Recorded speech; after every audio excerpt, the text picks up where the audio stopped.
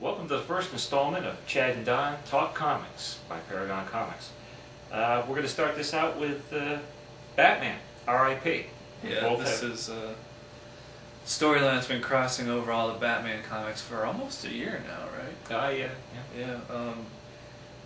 What we're specifically reviewing is the R.I.P. hardcover, which is just now. Well, the hardcover too, so we should be clear on this. The hardcover is just the Batman titles, Right. 676 to 684 or 83. Plus DC Universe number 0. DC Universe 0 is the prologue. Again. I don't even know how to explain what's going on in this book. This is... Well, I hope you can, because I read it and I don't know what's going on. As far as Batman R.I.P. here, what is going on? It's...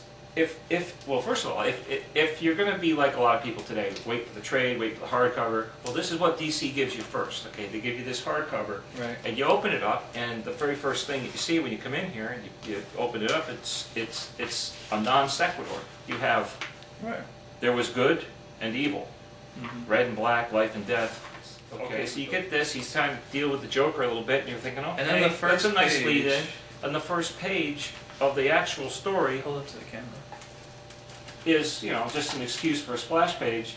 You're wrong. Batman and Robin will never die. And like even the font on there looks like it's from a cartoon. Right, but who are they talking to? Yeah, I have no idea. And then, 6 months earlier. Okay. So well, where are we here? And then, right, 6 months earlier, we jump around, now we're where? The present time? Well, where's the present time?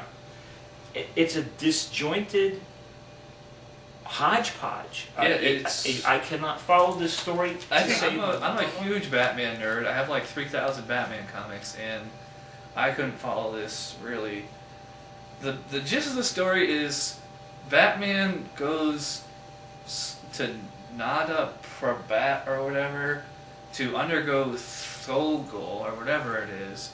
And I think the entire story might be a dream or a hallucination because it's some kind of Buddhist monk ritual, whatever, and well, I think actually, Chad, that's a possibility. But again, it's so confusing. The story is so confusing that I think that's just one aspect of the story. It is something that Batman did, right. And that's how he was able to prepare himself for this. Apparently, according to the book, as I was reading through it, Batman knew that all these things were going to happen, that he might not be able to handle it, so he sets himself up with all these psychological little safe houses, if you will, that he can go into, split identities, strange, near-death-like states, that will allow him to overcome each of the challenges that the Black Glove is going to He's fighting the Black Glove, who's like, held everybody hostage or whatever, and then it just turns on a dime from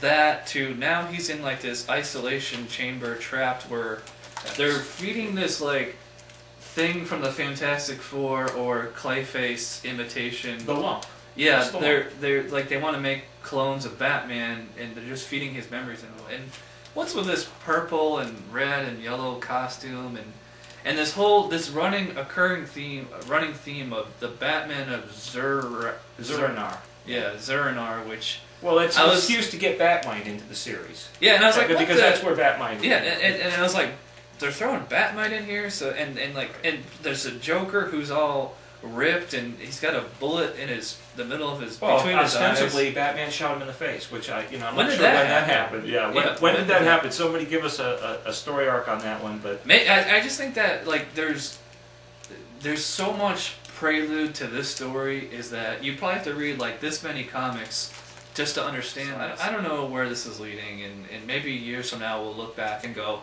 oh, that's what was going on, and that's a cop out. Like I think Grant Morrison is trying to do like that Neil Gaiman thing, or even Brian K. Vaughan, where something he did years ago is coming back. Like we're explaining it years later. Yeah, but at least though with Brian K. Vaughan's approach to this is that while you're reading it, you can it at least follows through. You may not know exactly what it's there for, but it fits in the story. It doesn't all of a sudden pop in, pop out, and they never get resolved.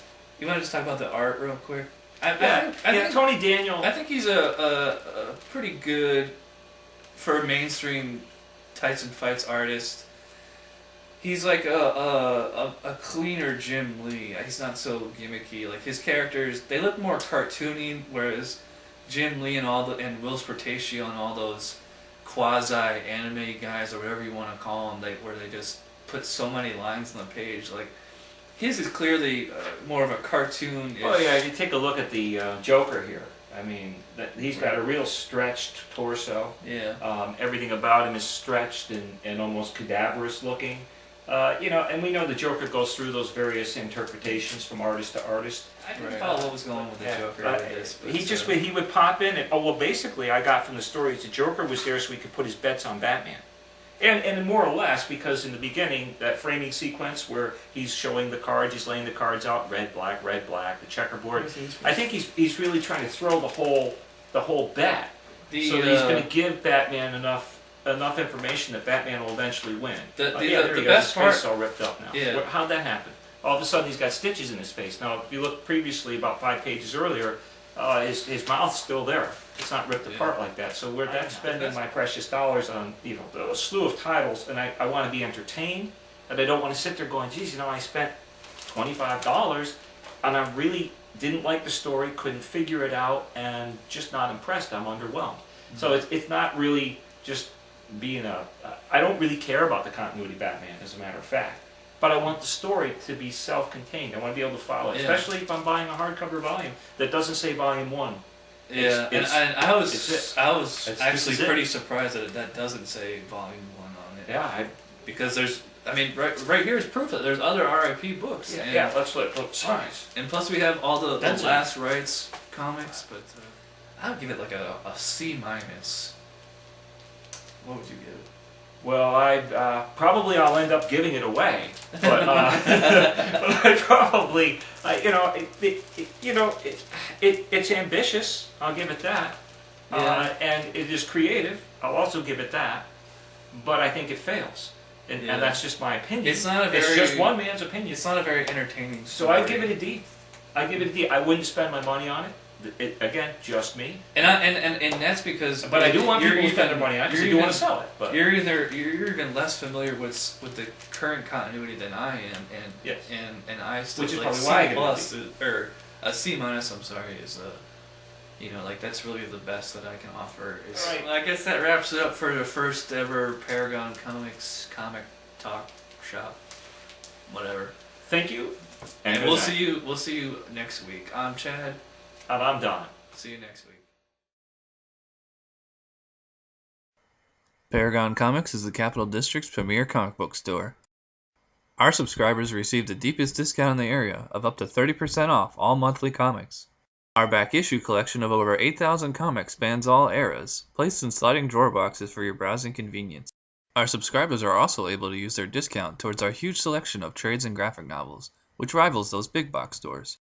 For the serious collector, we have a wide variety of CGC graded comics, as well as original comic and animation artwork available framed and unframed. We also have cheaper than the trade comic sets, as well as t-shirts, collectible statues, Jacquet paintings, posters, toys and other various collectibles, plus bags, boards, and boxes.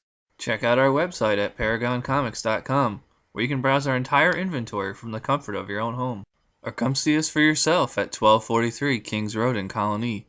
We're here Tuesday through Friday, noon to 7, and Saturday, noon to 5. Wherever you are, Paragon Comics is your local online comic shop. Chad, you ignorant slut.